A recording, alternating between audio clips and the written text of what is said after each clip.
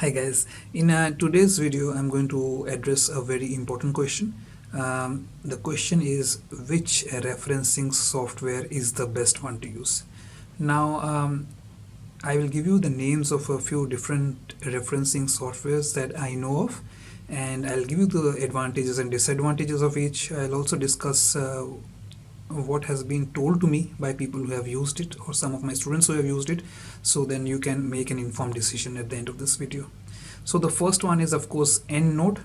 EndNote is something that I have been using for a number of years as well, and I find it very easy to use, although initially I found it a bit complicated, but it's actually very easy to use. Once I got a hang of it, it was very easy to use, and now I feel that I was just being silly. I just had to get into it. It's pretty straightforward. You can manage the references very easily. It can be merged with the Microsoft Word as well, so you can insert references from EndNote directly into Microsoft Word. In EndNote, you can also change your reference list to different referencing styles, whether it's Harvard, whether it's Chicago, APA.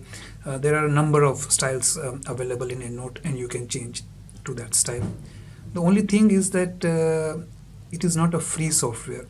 But for most of you who are probably research students or who work with universities, if you are working with universities and if you are a research student in a university, most likely EndNote will be available to you at free of cost. It is part of the package university buys, especially if more and more researchers are using it. The other software that I want to recommend is Mendeley. Mendeley is also a nice software. Then there is Zotero. Zotero comes very highly recommended, to be very honest. A lot of my students, a few of my friends and peers have also been using it, and they find it very easy to use. It's supposed to be free.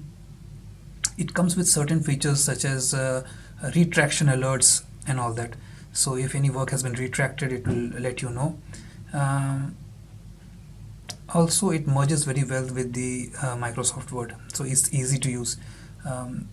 And then another software is CiteThis4me, and there is another one is called RefWorks, if I'm not wrong. RefWorks, REFWORKS, RefWorks. These are nice ones as well. There's a new online citation software called ResearchRabbit, but I don't know anybody who has used this. So the ones I know are those top 5 I told you: EndNote, Mendeley, Zotero, CiteThis4me, and RefWorks. These are the ones I know people have been using.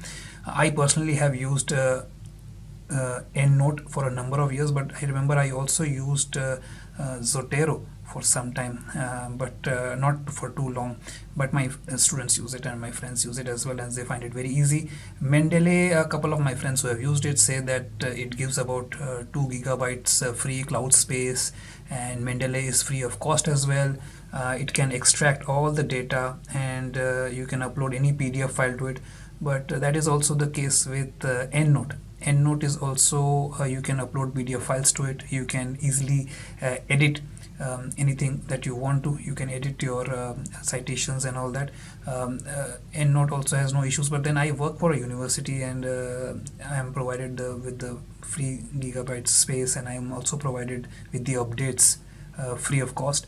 So if you get EndNote on your own cost, remember, like any other software, you have to update it as well. People often say that Zotero is highly recommended because it is integrated with not only Microsoft Word but also Google Docs.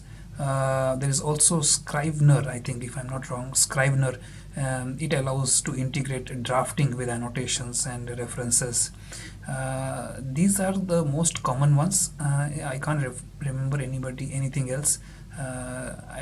Somebody told me there is something called Scholar C or Reference Manager, but these are something that I've only heard of names when I was asking people around. These are the ones that I told you are most common are Mendeley, Zotero, EndNote, RefWorks, and CiteThis4me.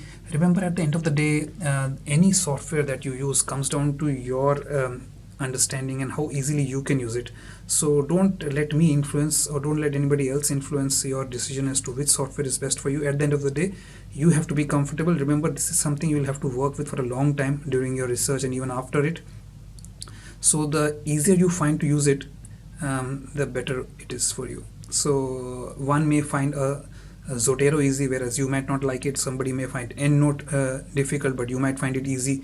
So try the software that is easily available to you, that can be updated easily, that is provided by a university. Unless you find it very difficult, then you can move on to the next one. All right, I hope this video helped. If there are any other questions that you have, please let me know, and I'll try to make a video on it. I don't know all the answers, but I do ask around people to help me out with any questions that my own students or some other researchers have. Thank you for watching today's video, and I'll see you soon with my next video next week. Bye.